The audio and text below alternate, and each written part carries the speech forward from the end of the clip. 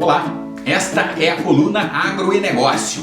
Qual a melhor tecnologia embarcada para o monitoramento de lavouras? A pergunta é no sentido de quais equipamentos funcionam melhor. Por exemplo, até recentemente as grandes fazendas usavam, e muitas usam ainda, as imagens de satélite, né? Mas agora estamos evoluindo nos sensores e os satélites têm ficado cada vez mais distantes, digamos assim. Por outro lado, os drones, os VANTs, que são os veículos aéreos não tripulados, os robôs e outras formas de acoplar sensores têm sido mais úteis e acessíveis para os agricultores. Sobre isso, conversei com o Fábio Terracini, da Android Robotics. A empresa é referência no assunto. Terracini explica que quando falamos em tecnologia, a primeira coisa a se analisar, a avaliar, é qual o problema que ela resolve. Bom, tem que resolver alguma coisa, né? Algum calo que dói, alguma dor, digamos assim.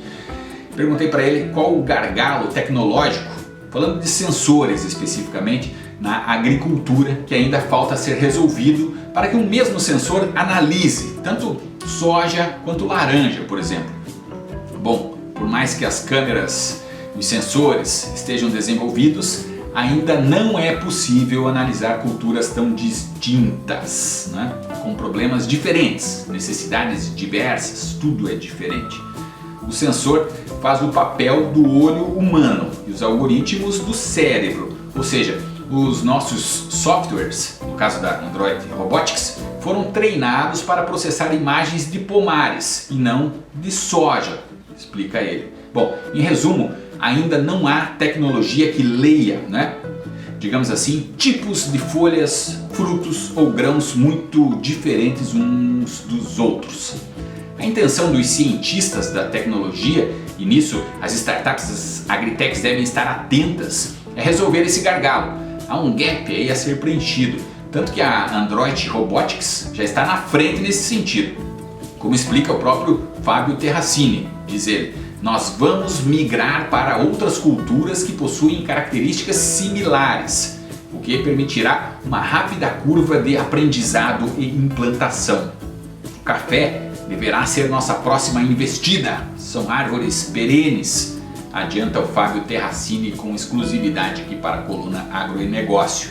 Os produtores, diz ele, necessitam de avaliação do café por coloração, contagem de gemas, estimativa de safra, etc. Muitas funções que já fazemos na laranja, mas obviamente os algoritmos deverão ser treinados para as especificações do café. A empresa está investindo em outras culturas, abre aspas, no caso da uva, ainda não fizemos nenhum teste até o momento, mas pelo que entendo, diz ele, existem plantações onde as parreiras ficam em linha, tipo cerca viva, e outras em arco. Aí veremos qual a melhor maneira de coletar imagens, afirma o Fábio Terracini. As novas tecnologias estão a caminho, além dos drones que estão fazendo um importante trabalho, como explica o Terracini. De qualquer forma, diz ele, nós já desenvolvemos um robô autônomo, havíamos feito para a citricultura, mas não estamos utilizando, dado que faz mais sentido econômico tomar carona nos tratores. Fecha aspas. Ou seja, os robôs ainda são muito caros, explica ele, né? Ou seja, pelo que consigo imaginar aqui do outro lado da tela, logo surgem os robôs que circularão pelo campo no lugar dos tratores, no lugar de muitos agrônomos que vão estar então simplesmente analisando os dados. Perguntei sobre a possibilidade do uso de carros controle remoto, que levariam os sensores. Imagina um carro controle remoto todo equipado circulando pelas lavouras e analisando as plantas. Diz ele, no caso da uva, se viável e necessário, podemos utilizá-lo como veículo para levar o sensor.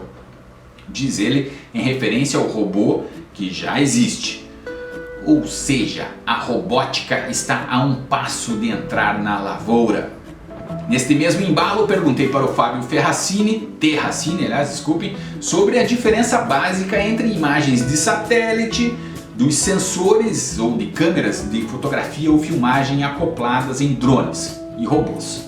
A resposta é que quanto mais alto, menos detalhes. Sem falar no problema de clima. Nuvens, por exemplo, que podem acontecer no momento que o satélite estiver na posição de fotografar uma região. Se tiver uma nuvem, ele vai ter dificuldade. Se o céu estiver com nuvens, diz ele, aí perde-se o timing, o momentum, para usar uma palavra da moda. Abre aspas novamente. Drones, vantes, robôs, etc. são apenas veículos. O diferencial está na tecnologia de cada um, no conjunto de câmeras e softwares. Em resumo, enquanto o drone pode não ser ideal para termos uma visão frontal de árvores, o robô pode fazer esse serviço.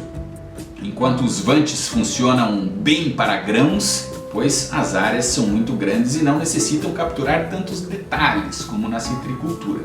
Os vantes voam mais alto, ou seja, os vantes são bons para uma visão macro, obviamente. Ou seja, os veículos, sejam satélite, drone, vante, robô, etc., têm suas vantagens e desvantagens, depende do propósito a ser utilizado. É nos softwares e algoritmos que estão o grande diferencial de cada equipamento, assim como os da Android Robotics, que não vão rodar, digamos assim, na soja atualmente.